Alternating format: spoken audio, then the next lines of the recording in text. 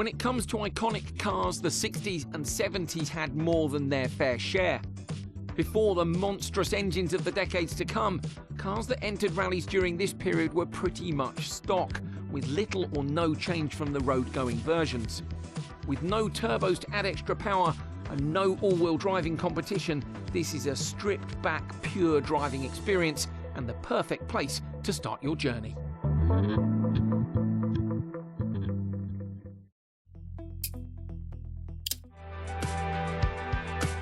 Welcome to what is often described as the golden era of rally. The 1980s introduced iconic vehicles of the period to the rally scene, as well as the now legendary Group B class. These four-wheel drive cars would change the sport forever. Performance restrictions were low, and advances in technology meant a spike in brake horsepower, with huge turbos boosting engines to staggering levels. Some might suggest this is where your first real challenge awaits.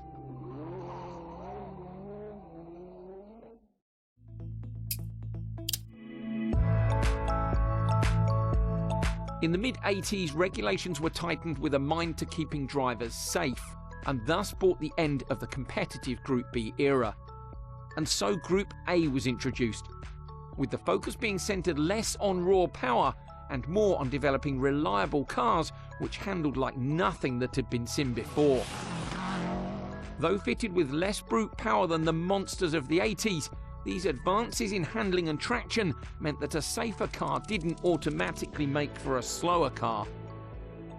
Be under no illusion, Group A cars mean business.